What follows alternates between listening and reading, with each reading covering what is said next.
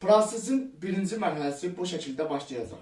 Mayın 28-dən 29-dan keçən gecə əvvəlcə Azərbaycanın şimal və qərb rayonlarından başlayaraq havada artıq ilkin dəyişiklik siqnalları müşahidə ediləcək.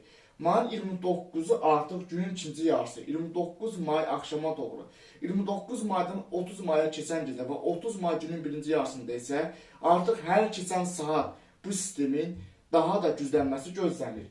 Proses nəticəsində Azərbaycanın əksər rayonlarında güclü və lokal şiddətli leysan xarakterli yağışların yağması, dolu yağması, donunun diametrinin isə güclü topa yağış buludlarının və supersel buludların təsiri ilə təhlükəli dərəcəyə qədər iri dənəli bir dolu yağması və eyni zamanda bu proseslər qəfil şiddətlənən küləklərlə müşahidə edilməsi gözlənilir. Hətta bu küləklərin istiqamətinin yağıntı əsnasında tez-tez bir neçə dəfə küləklərin istiqamətinin dəyişilməsi gözlənilir. Çünki supersel buludları Azərbaycan arasından keçəcək. Bu da hava axınları ilə prosesin qısa müddət ərzində, yəni yağıntı əsnasında küləklərin bir neçə dəfə tez-tez dəyişilməsindən səbəb olması ehtimalları var.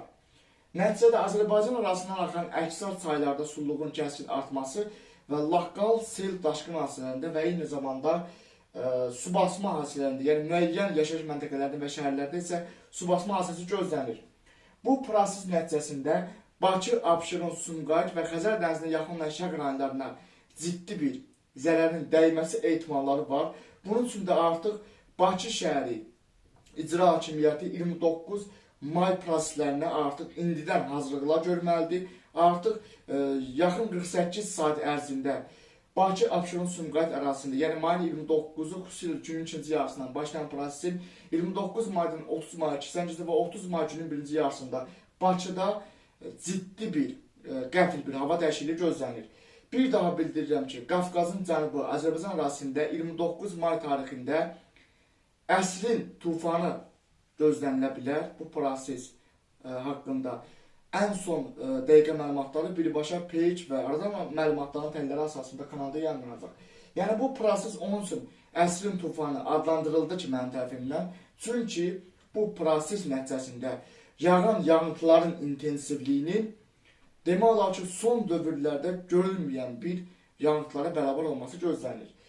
Bu proseslərə səbəb isə Rusiyanın qərbində hazırda müşahidə edilən və formalaşan ekstratropik tipli siklon sisteminin gətirdiyi mövsüm su xarakteri olmayan sərin hava dalğaları ilə mayın 29-unda rütubətli və isti hava dalğalarının Qafqazın cənubu Azərbaycanda bir-birlərinin toqquşması fonunda troposferdəki qeyri-sabitliyin ən yüksək həddə çatması gözlənir. Bu da dünya praktikasında, yəni təhlükəli deyilə biləcək bir meteoroloji proseslərə aid edilir. Bu prosesin mayın 9-da gözlənən prosesin kateqoriyası dünya praktikasında təhlükəli və xüsusi təhlükəli kəskin atmosfer hadisələri və dağıdıcı hidroloji hadisələr kateqoriyasına aiddir. Ümumilikdə mayın 29-u və 30-dakı proses Qafqazın cənubu Azərbaycan arasında narıncı və qırmızı kod xəbərdarlığına uyğun olan bir şiddətli bir atmosfer proseslərinin baş verməsi gözləniləndir. Bir daha bildirirəm ki, mayın 29-u üçün ciddi hazırlıqların görülməsi vacib sayılır. Həm şəhər təsərrüfatında, həm də kənd təsərrüfatında qabaqlayıcı tədbirlər mütləq görülməli ki, mayın 29-dakı proses və mayın 30-dakı proses yəni bir əsr ərzində görülməyən bir tufanın baş verməsi gözlənilir. Yəni bu real elmi, faktiki, sinoptik xəbərdarlıqdır. Burada hər hansı bir şişirdilmiş məlumat yoxdur. Real olaraq, faktiki olaraq proseslər analiz edilir və mayın 29-30-dakı proses xüsusilə də Qafqazda çox nadir hallarda baş verən bir proses olaraq qiymətləndirilir. Yəni 2026-cı ilin mart, aprel və may aylarındakı su basmalardan da daha ciddi bir fəsadların yaranması gözlənir. Hətta mən deyərdim, mayın 29-u və 30-unda Azərbaycan arasında qasırğa və lokal burulğan prosesləri belə müşahidə edilə bilər. Yəni bunu da nəzərə almaq lazımdır. Adətən supersel buludların keçdiyi ərazilərdə daha çox bu prosesin hardan keçməsi haqqında, hansı rayonlardan keçməsi haqqında mayın 29, yəni həmin gün və 30-unda birbaşa page və aradan məlumatların təlləri əsasında ən son xəbərdarlıq məlumatları kanalda yayınlanacaq. Bu proses ciddi bir zərərlərlə yadda qalacaq. Yəni bir daha bildirirəm ki, Qafqazın cənubunda mayın 29 və 30-da əsrin tufanı gözlənilir. Proses nəticəsində maksimal yağıntının qısa müddət ərzində 200-300 mm keçməsi gözlənilir. Bu da 1 metrin kvadratına qısa müddət ərzində, yəni 24 saat ərzində 300 litrdən artıq bir yağıntı düşə bilər ki, bu da ciddi bir təbii fəlakətin baş verməsinə səbəb ola bilər. Bu riskləri nəzərə almaq lazımdır.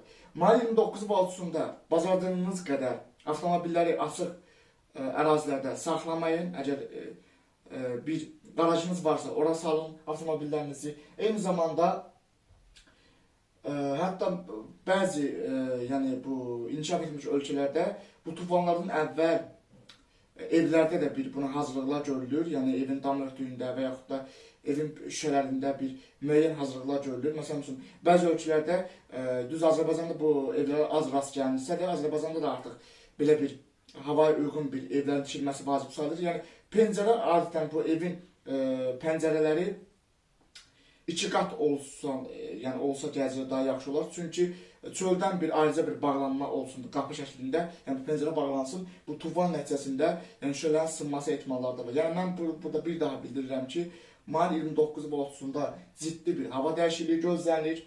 Mümkün qədər mayın 29 və 30-dakı qəfil hava dəyişikliyinə hazırlıqlı olmaq lazımdır. Və artıq mayın 29 və 30-dakı bu qəfil hava dəyişikliyi başlayanda açıq havada olmaq xüsusi təhlükəli bir vəziyyətə səbəb ola bilər. Yəni ildırım vurma prosesləri, şiddətli küləklərin nəticəsində müəyyən ərazidə ağacların aşması ehtimalları var. Bəzi tikililərin dağılması ehtimalları var. Şiddətli leysan nəticəsində mayın 29 və 30-da sel, daşqın, su basma hadisələri ehtimalları yüksək risk olaraq qiymətləndirilir və donun diametrinin iri dənəli yağması gözlənilir. Yəni bütün bu təhlükəli və xüsusi təhlükəli hidrometeoroloji prosesləri nəzərə alaraq mayın 29 və 30-da Qafqazın Cənubi Azərbaycan ərazisində narıncı və qırmızı xəbərdarlıq kod xəbərdarlığına uyğun bir prosesləri nəzərə almaq lazımdır. Bu barədə ən son təhlillər haqqında kanalda birbaşa, peyk və radar məlumatlarının təhlilləri əsasında ən son dəqiqə məlumatları kanalda yayınlanacaq. Bir daha bildirirəm ki, bu hava şəraitini ciddiyə almaq lazımdır və buna hazırlıqların görülməsi çox vacib sayılır.